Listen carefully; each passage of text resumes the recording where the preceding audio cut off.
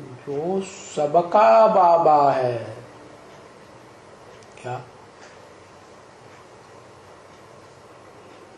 जो भी सतयुग के आदि से लेकर के कलयुग के अंत तक जन्म मरण के चक्र में आने वाली आत्माएं हैं, चाहे कोई भी धर्म के हों फॉलोअर्स, वो आत्माओं का अपना परिवार होता है ना, है? तो वो परिवार में वो बाप हो गए लौकिक में, लौकिक दुनिया में बाप कहे जाते हैं ना, और वो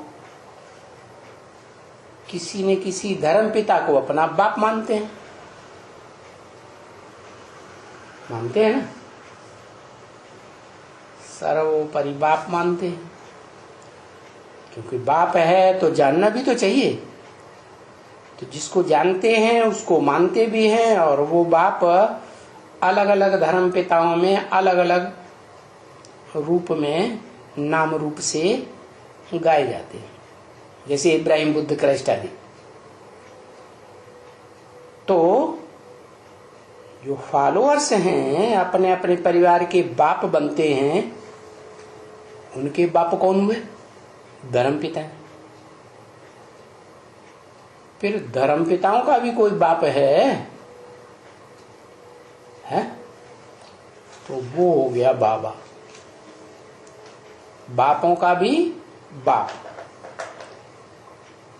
किसके बापों का बाप? मनुष्यों के बापों का भी बाप। मनुष्यों के बाप हुए धर्म पिता हैं अलग अलग, भांति भांति की मनुष्य आत्मा। और वो धर्म पिताओं का बाप हुआ वो कौन? मनुष्य सृष्टि का बीज आदम, जिसे भारत में कहते हैं शिव बाबा।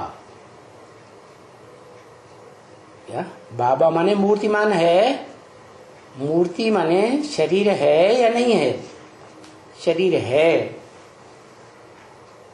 और शिव शब्द भी जुड़ा हुआ है, माने वो ऐसी याद में स्थिर हो जाता है कि आत्माओं के बाप के समान स्थिति बन जाती है।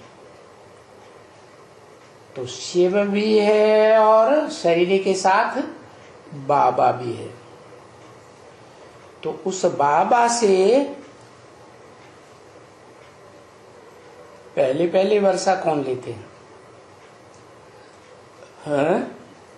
बाबा पहले स्वयं लेगा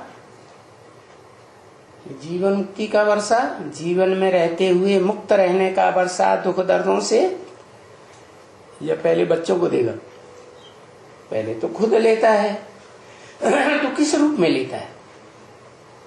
जिसे शिव बाबा कहते हैं, शिवलिंग के रूप में पूजते हैं, और साकार रूप में भी पूजते हैं। शिव शंकर भोलेनाथ कहते हैं। शिव निराकार, शंकर साकार, मूर्तिमान, दोनों मिलकर के एक हो गए। साकार और निराकार आत्मा दोनों के मेल से सृष्टि बनती है। क्या? निराकार आत्मा बिना शरीर के, बिना मूर्ति के कोई काम नहीं कर सकती।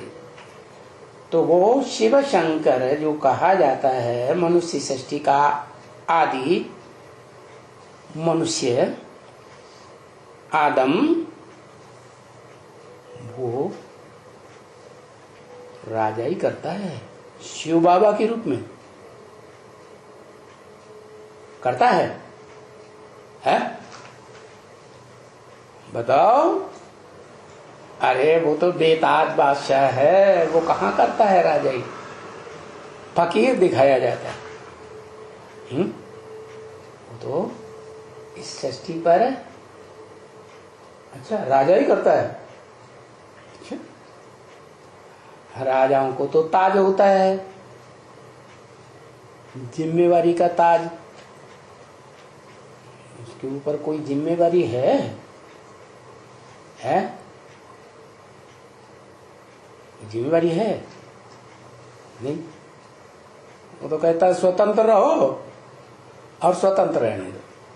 मेरे को भी स्वतंत्र रहने दो, मेरे पीछे मत पड़ो, मैं जैसे चलना चाहता हूं मुझे चलने दो, इंटरफियरेंस नहीं। और तुमको भी जैसे चलना हो चाहे गणेश हो, चाहे कार्तिकेय हो, चाहे पार्वती हो, कोई को अवरोध नहीं पैदा करते हैं क्या?